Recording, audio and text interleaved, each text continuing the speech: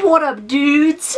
I have an interesting topic to talk about today, but before we get into that, I have a 30-second ad to play for you. So there's a mobile game called Vikings War of Clans. It has 10 times more Viking players today than actual Vikings ever existed. That's 20 million people in the mobile game. That's pretty mad. Here are some reasons you should download Vikings right now. First thing is, it's finally a game that is the perfect mix of 3D graphics and smooth gameplay. Number 2, Vikings' massive online battles will get you hooked after 5 minutes of playing. And the third thing is, it's the first strategy RPG game filled with detailed pictures of Vikings' ancient world. You can also find me in the game if you just search for my username V1I. So don't waste any time, install Vikings today. There's the link in the description. You'll get 200 gold, protection shield, and your place in Valhalla for free. So chemtrails. Chemical trails. If you've ever looked up in the sky, you will have seen these. They are streaks of clouds left by planes. Not to be mistaken for contrails. Contrails are condensation trails. Those are just water vapor that come out of the engine when the jet fuel is burned, and they crystallize up in the atmosphere and leave a short streak, maybe like half a mile, and then it dissipates. Chemical trails, however, do not dissipate. They will linger in the air for about 4 hours. So while I'm talking about the subject, I'm going to be playing videos alongside just so you can see exactly what I'm talking about, in case my descriptions and my explanations aren't good enough. And sometimes people need to see stuff to believe it, right? So chemtrails don't come out of the engine. They come out of the wings of the plane. You'll have a little tube in the very end of the wing, as you can see in this clip. This is someone filming from the passenger window of a commercial airliner, and it's coming out of the wing. It's not coming out of the jet. So that's the first way you can tell if it's a contrail or a chemtrail. While I was doing this research, and whenever you mention this topic of chemtrailing, people will always try and argue with you, saying that, oh no, it's just contrails. That's what they've been told to believe their whole lives. Airline companies obviously don't want you to know the truth. So I'm going to get into the reasons why this happens, what it's doing to our health, and yeah, hopefully we can figure out how to stop this. So I've known about chemtrails for years, but this is the first week that I've really dived deep into the research and gone down the chemtrail rabbit hole. The chemtrail rabbit hole runs deep. First 2 days of research really hurt my head because of how serious and impactful this is on everybody. So I thought worth making a video about. For some reason I felt inspired to shine a light on certain topics this year, and I hope I can continue doing that throughout the year. If you've got any serious topics or conspiracies for me to talk about, leave me in the comments and I'll make a video about it. Anyway, let's get into this. So from what I've learned, commercial airliners and jet planes are flying in high altitude and spraying chemicals that have metals in it, such as aluminium, barium, and strontium.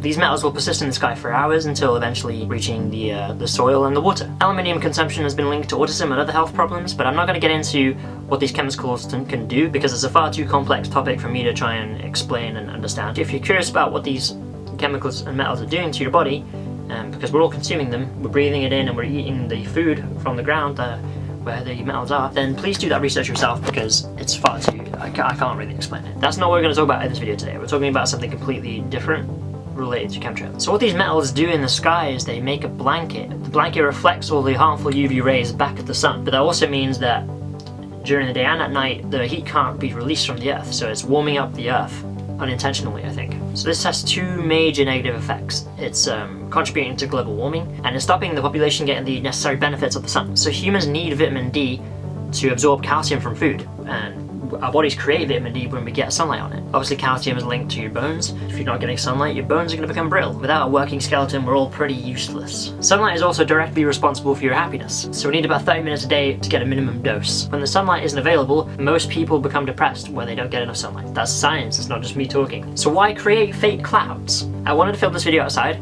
but it's actually snowing today, so that's why we're in this little room setup. So why create fake clouds? What can that do? This is where this conspiracy gets really serious. So chemtrailing is a form of geoengineering. Geoengineering can be used in many different ways. They can make it snow or rain any way they like just by seeding the clouds. Storms can be created, but the destruction can't be predicted. Cloud seeding with silver iodide hygroscopic metallic aerosols provide a dense field of cloud condensation nuclei to thicken clouds and induce precipitation. This basically means that they make the clouds bigger artificially to make it rain. Silver iodide aerosols are invisible once they're dispersed. Here's a video of the flares attached to the wings of a plane.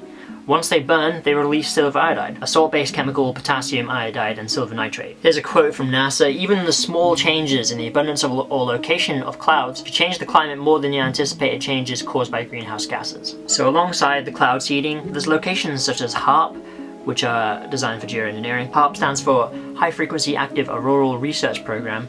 It's located in Alaska. There's many locations in Alaska, and there's more in Russia. They all do the same thing. So here's how it works. HARP will zap the upper atmosphere with a focused and steerable electromagnetic beam It isn't an advanced model of an ionospheric heater. The ionosphere is the electrically charged sphere surrounding Earth's upper atmosphere. It ranges between 40 to 60 miles above the surface of the Earth. So the radio wave beaming technology lifts areas of the ionosphere by focusing a beam and heating those areas. When they seed the clouds, they then shoot this beam at them, which heats it up and causes it to rain or storm. I think that's how it works. I don't know if I explained that correctly. Again, please don't listen to what I'm saying. Do some research. I'm just bringing light to the whole subject of chemtrailing, because I don't like how chemtrailing is made out to be such a joke. All you have to do is look up in the sky and you can tell if the spray is coming out of the wings or if it's going out the engines. And if it persists for more than like a few minutes, then it's chemicals and metals and it's not water vapor. Saying that it's water vapor instead of chemicals is like saying when you go for a walk on a cold day and you're breathing and then you look behind you and you can see 4 miles of your own breath. Like, that just doesn't work. It doesn't persist. It's water vapor. While I was discussing this topic with my father, he told me that this has been happening all the way back in 1969 at Woodstock Festival. They were seeding the clouds because there was 500,000 young people gathered in one area peacefully. And he was saying that if you put 500,000 adults in one place, they'll all start killing each other. But 500,000 young people, they were all getting along peacefully at this music festival. And the government hated it, so they started seeding the clouds. I didn't just want to take his word for it, so I started researching, and I actually found some footage of the day it happened. So here are some guys talking about it while they're being rained on. Oh yeah, sure. Later, huh? Right, later. Just after we go. Okay, this is a real rock.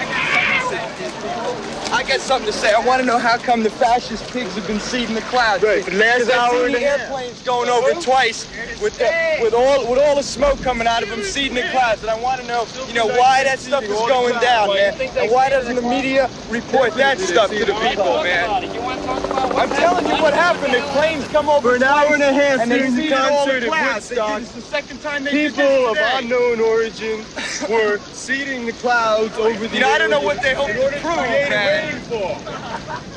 So everyone knows back in the 60s and 70s that the government was always fighting with the hippies. They didn't like the movement, they didn't like what was going on. And making it rain on a festival that has 500,000 people, pretty genius way to ruin everything. This has been happening since the 60s. And the guy in the clip says, why aren't the media reporting on this? So that's what I'm doing now. I'm bringing attention to this 50 years later, so my dude, sorry I wasn't around in the 60s, but it's wrong what happened, and it's wrong that it's still happening.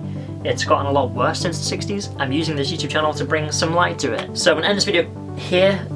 Thank you for listening. Please give the video a thumbs up if you're into this conspiracy stuff. It's very hard to tell what's really going on because it's very hard to find all the facts, all the truths. There's a lot of misinformation out there just trying to make the research more difficult. So if you are interested in this subject, please research it. I don't know how to make it stop, but I'm trying to turn more people onto it so people know that it's happening and it's not just contrails like they'd like us to believe. So this is my conspiracy. I think that they're doing it. They're making these artificial clouds and blocking out the sun to keep everyone depressed, keep everyone sad, because when you're sad, you're easier to manipulate. And if they can manipulate your emotions so you're never your best self, then you're always going to be buying new things, consuming media, buying things to make you get that little burst of happiness. You're always going to be on your phone, you're on your laptop because you don't want to go outside when it's not sunny. So they're always going to control you that way.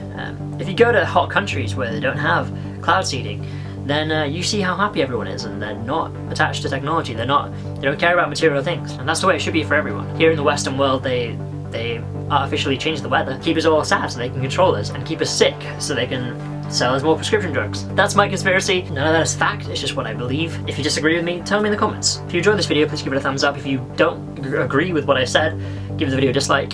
I've left some links in the description so you can do your own research. Please subscribe if you're new here. I make a few videos a week. I'm going to leave you guys with this clip from a TV show here in the UK called Top Gear. It's video proof that was broadcast on television of NASA using one of their stations to create artificial clouds. And NASA ended up with exactly what it wanted. 125,000 acres of nothing.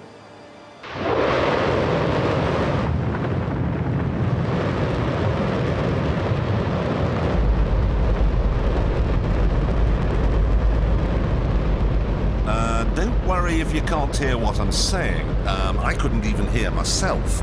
This is the loudest sound you could possibly conceive. And, as it turns out, the cleanest.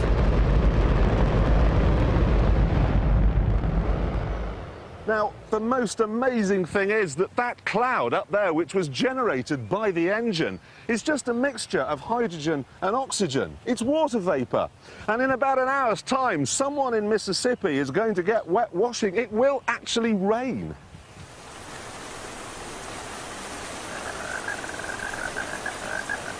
I told you! It's raining! That's unbelievable! Oh, NASA's playing God. It's making its own weather.